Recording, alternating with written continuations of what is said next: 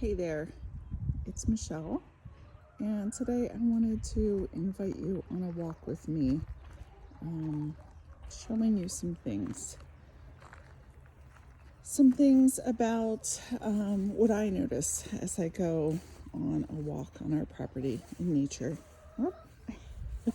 But apparently I have some followers here. These are my chickens. We have 7. Hi. And they're apparently going to follow me wherever I go today. They're really loud. Maybe they'll walk behind. This is part of our property, and you can see the trees, and you can see, I will show you to the left in just a moment, the mountain that we have a view of. It looks different when there's snow on it, but there's no snow right now. We don't have any snow yet, but we have these woods right here, and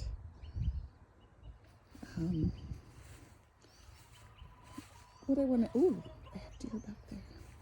Shh, there's a fawn and a mama deer. I don't know if you can see. Let's see if I can zoom in. There you go. Up, running off. Oop, running off. There they go. All right, I'm going to zoom back out. Okay, look. This isn't a typical YouTube video where I'm going to tell you all kinds of things that I know and show you how my life is so wonderful. It's not about that. It's about seeing things in what's here. It's about seeing things in nature, things that we all have access to in our lives, and how we can see them. Some people might look at this and just be like, oh yeah, those are just some woods, but here's what I see. Here's what I've come to look at and observe. These trees right here, they're pretty darn amazing, and I really feel their energy. What do I mean by that? I don't know. It's hard to put to words. It's like I feel centered around trees, especially pine or conifer trees. I feel centered in nature. I think many of us do. I feel centered from these chickens that follow me. Some of them, at least. Some of them have stayed behind. In this kind of new adventure I'm going on, occasionally sharing on YouTube, I'm going to be talking about some of these experiences, not with me in front of the camera, but me behind the camera, narrating what I've learned and what I see and what I experience in this journey.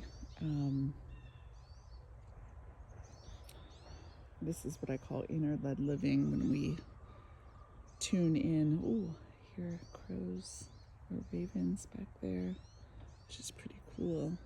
You can see where we had a pasture, the fencing. There's a water tub. Our horses aren't back there right now, but maybe what we should do is just go on a walk.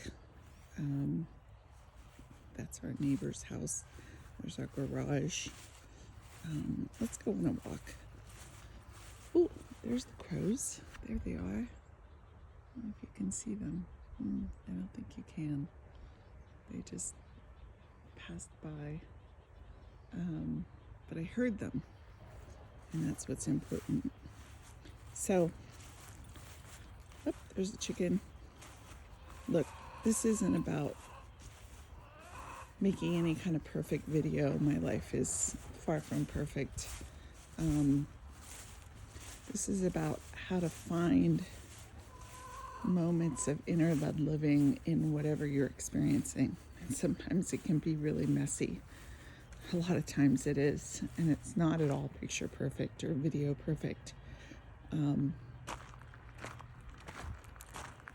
So let's just go on a walk. I'm going to talk about this a little bit, because it's really when we embrace things not needing to be perfect, that we actually find the beautiful experiences. So let's talk about this. Because here's the thing. Like, look over there. Do you see that scaffolding and the brush hog, and things are messy in life, aren't they? Up here we have a horse shelter that we stored our hay in, but the roof came down because of the water, and we haven't put it back up yet. I have some horses over here that are not perfect. They're saying hi. They really want to eat. But what we're going to do is we're going to go for a walk in the woods back to a beautiful place that I love. I have a dog in the background. Here's some more imperfection. This tree fell right on this walkway. Luckily, it didn't hit our fence. It fell recently in a storm. And so many times we've had blessings like this where the trees have fallen just outside of our fence line or just outside of our pasture. How amazing is that? Instead of taking down a shelter or taking down a fence, hitting our house or our garage, it hits somewhere else. And that's kind of a beautiful thing. I'm taking you on a walk right now back to this part of our property that I think is sacred. There's some pretty amazing views from here, but you can see this path. This is not all perfect, it's not landscaped. It's quite messy. There are thorns and brush and all of that, but what this does is it takes me back to this amazing spot on our property that I always dreamed of having, and now we have. I don't know for how much longer, but we have for right now, and I want to show it to you. There's a chair because this spot right here is a clearing. I don't know if you get a sense of it the way I do. Cameras can't ever capture the real experience, but it feels a bit like I'm in the center of everything in these woods. It's quiet. It's pretty amazing. And what I'm going to do is I'm going to open up that chair. I'm going to sit down and I'm going to let you have a view.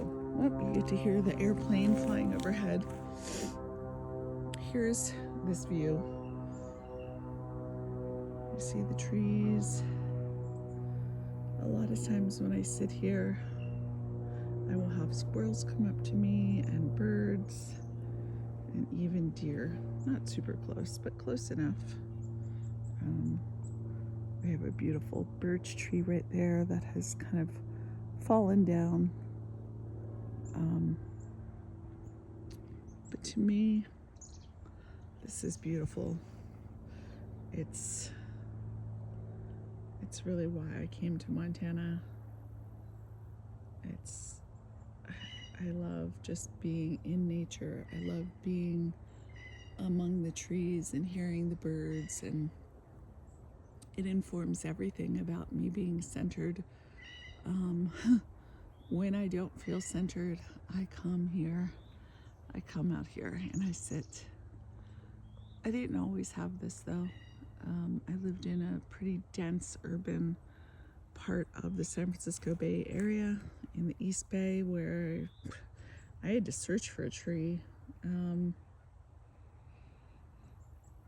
nonetheless, I could go to a park. I could go look and connect with a tree in my backyard.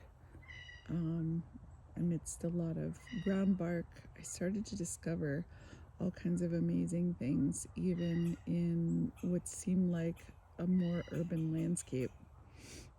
And tuning into those things, I felt very centered. it really helped me in tuning into myself. Um, it's really in listening to nature, the sounds. If you hear a bird, that's what I'm talking about. Even the helicopter or the airplane that went overhead, the geese, just being here, just sitting in this unfancy spot in nature, to me is really where we find our center, at least where it's where I find my center. Maybe for you it's a beach, maybe for you it's the desert. um, I don't know what your aspect of nature is that you connect with, but I know that nature helps us connect more with ourselves. There's a frequency and energy to the trees and to nature or to the desert or the ocean or whatever, anything natural that helps us remember and tune more into ourselves. That's been my experience. That's what I'm going to be sharing on YouTube moving forward, glimpses of what this is like, walking you through, not from in front of the camera. Believe me, you don't really want to see me in front of the camera right now. I haven't brushed my hair. I did brush my teeth. But it's not about me. It's about you. It's about what you're noticing in your life that helps you tune into yourself. Me, this right here, this helps me tune into me. But my question is, what is it that helps you tune into you? What helps you remember who you are and the deepest callings of your heart, your body, and your soul? Like I said, maybe it's sitting on the beach, maybe it's hearing the waves, maybe it's sitting by a river, maybe it's just petting your dog or your cat, taking in a picture of a mountain or a picture of a beach or a picture of a desert. I don't know what it is for you, but what I know is when we do this, this is what I call inner-led living. It affects us, and nature is a wonderful way to do this. We tune into ourselves more, and it benefits us.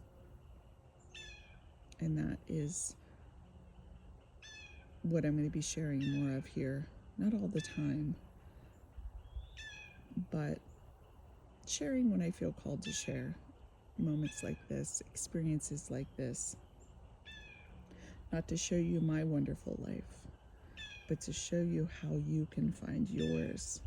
Not in the fancy things, not in the perfect things, but in the midst of all of that. In the midst of all of that, tuning within yourself and what that can lead you to. So if this resonates with you, I invite you to subscribe. And if it doesn't, no worries. Move on to something that does, because that's the most important thing. And with that, I'm going to sign off and bid you farewell for today.